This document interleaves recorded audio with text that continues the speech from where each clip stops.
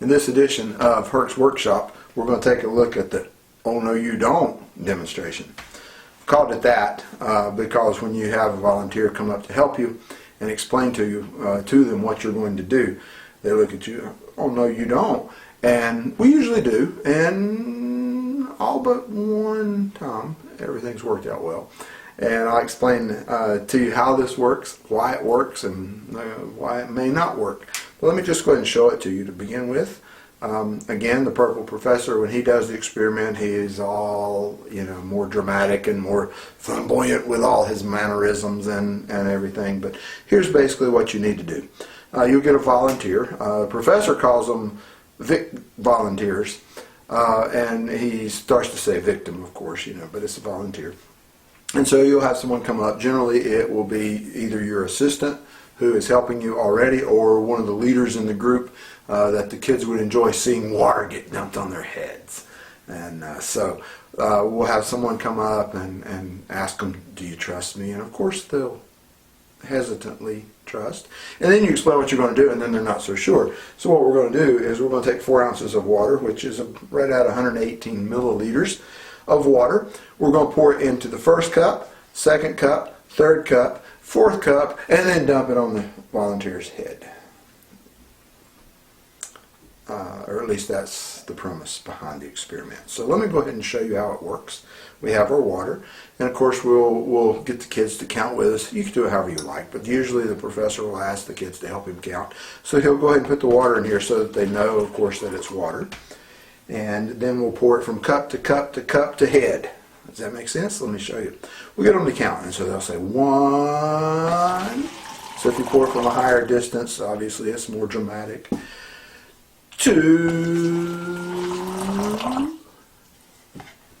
And by then your victim is volunteer is starting to, this is really going to happen. 3.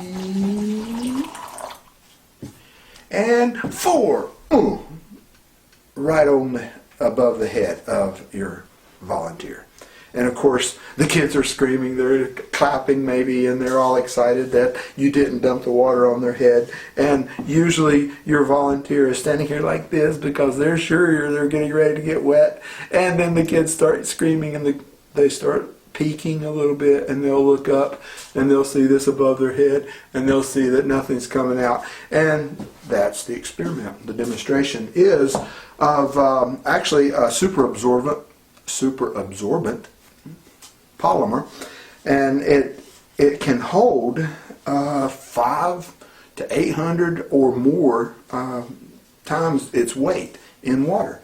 And so it comes in a variety of containers. I picked this up at one of the local magic supply stores. It's called Aqua Slush, or Slush powder. You can also get it online. This particular variety is called water gel, and it comes in it's just a little container of powder. And so what you'll do to set this up is you'll put out your cups, and in the fourth cup, or however many cups you choose to use, you don't have to use 4, you can use more than 4, it's up to you. But in the last cup, you'll want to beforehand put in some of that powder, and it only takes one little scoop of the powder, which is a half a teaspoon.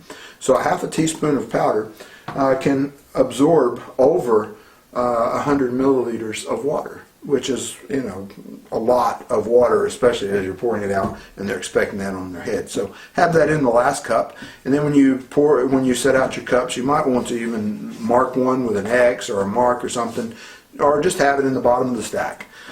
So that when you set these out, you realize, confirm that the powder's in the last cup. And so you pour it, and generally when I get to that last cup, I'll pour it in and I'll say 4, and I'll just kind of bounce it as I'm going up, just to make sure there's no slushing or sloshing going around inside the cup. I did this one time and turned it a little bit too soon, I think. I don't know what happened. Maybe I didn't have enough powder, maybe I had too much water, a combination, I don't know. But I went to dump it, and it was coming out. And so I was able to move it enough to where it just got a little bit on the shoulder of that particular volunteer. And so what happens is it changes it to a gel. So let me show you. There it is.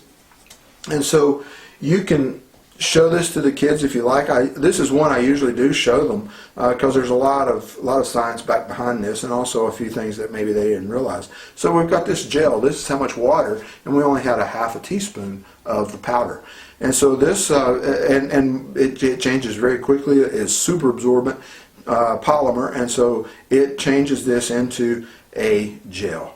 And so the suction, as you turn it over, it'll stay in the cup. You have to shake it pretty hard to get it out.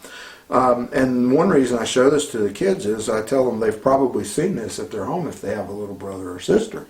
And they'll, no, I don't think so. And then if you explain to them that the powder that you used in this particular demonstration is also the same powder, very similar, if not exactly the same, that is in disposable diapers. If you leave this out long enough, a couple of weeks I think it takes, but if you leave this out, it will actually evaporate, turn back to a powder that you could use again. So just a couple of little facts about the gel. Let me put this down here out of the way for now. And the only, I guess the cautions that I might have for this is, be sure that the last cup is the one with the powder in it. Be sure to measure your powder and your water accurately. And when you're going through and you get to that last one, give it that little extra bump, because you'll be able to tell if it's sloshing around, and it gives it a few split seconds longer time to turn this into the gel. And so then you can dump that, and it shouldn't come out on the head of your volunteer. So that is the "oh no you don't" demonstration, and I use this one at the beginning generally when I'm doing a presentation, because this is something that engages the kids, and they get to anticipate that their leader is going to get water on his or her head, and so this is an opportunity to give a little bit of a wow factor there. And so that is how the experiment works, the demonstration, and also a few tips and tricks that I've learned along the way. So thanks again for stopping by Herk's workshop, and we'll see you again another time.